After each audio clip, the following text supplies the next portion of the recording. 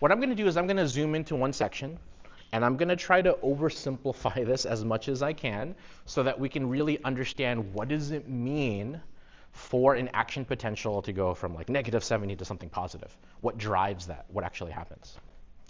And so here is an example of a cell. I'm not showing you all of the ions. We know that there's a ton of ions here contributing to this, but I'm just showing you where you find most of your sodium and most of your potassium. Right? You have sodium out here, you have potassium in here. This is the cell plasma membrane. This is going to give us negative on the inside, positive on the outside because of some other things that we don't see there. But this is the cell at rest, and this is generally where we're going to find the high concentrations of these ions. Right? Remember, at this point, we're going to have voltage-gated ion channels that are closed. They're not letting anything through, but we're going to have some doors that can open to let sodium go down its concentration gradient and let potassium go down its concentration gradient. It's not doing it right now. The doors are closed, right?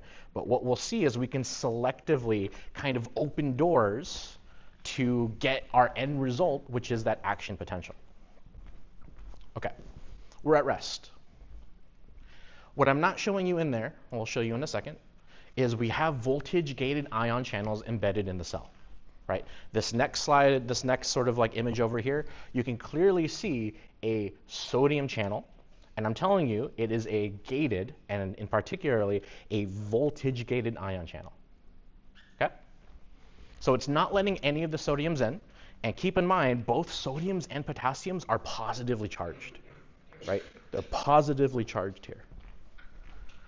And if you open this gate, if the voltage somehow triggers this thing to open, what are you doing? You're letting positive sodiums go down their concentration gradient and bring positive charge into the cell, right?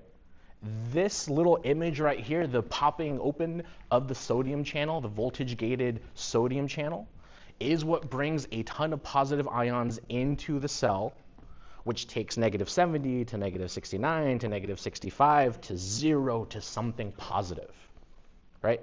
So this is exactly what happens when you put your hands up. So far, so good? Okay.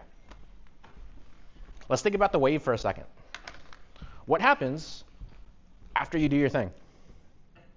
Do you stay up here? No, for it to be a wave, you just got to go back to where you were, right? Same with these action potentials, right? We start negative on the inside. We very, very quickly go positive, hand up. We need another mechanism to say, I am done, hand down, right? And we can do that using another voltage-gated ion channel. In this case, a potassium channel. Remember, we have positive potassiums inside the cell, right? Here, these are positive potassiums. It's not enough to override the negative signal, but we do have some positive potassiums in here. When we get this initial depolarization, right, when we go from negative to positive, they're still here contributing positive charge inside of the cell. The gate has not opened yet. The next thing that happens is the potassium gate, which is also a voltage-gated ion channel, pops open. And that's going to let the positive charge inside the cell in the form of these sodium ions then go down their concentration gradient. And remember, these are positively charged, so where they go, they will also bring positive charge, right? This is why when we see an action potential, it's such a quick thing. It's like, raise hand, put hand down.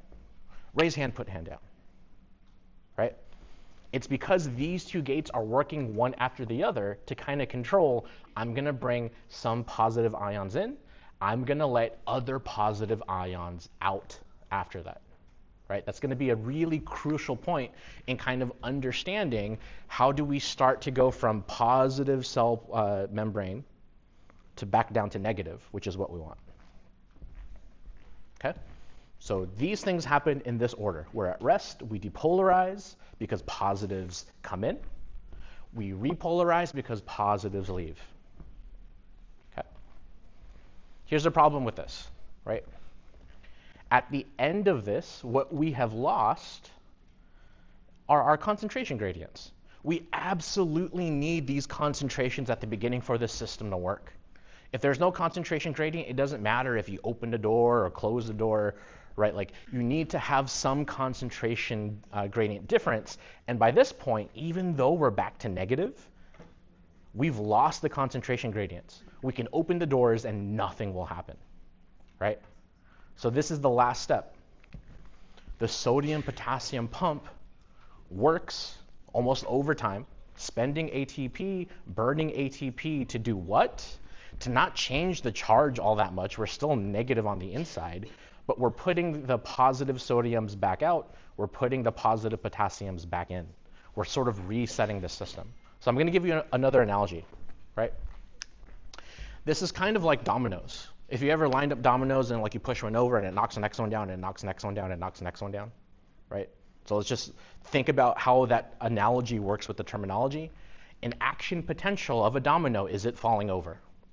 Every domino is responsible for falling over itself, right? So every domino does its own action potential. Every region of the axon does its action potential.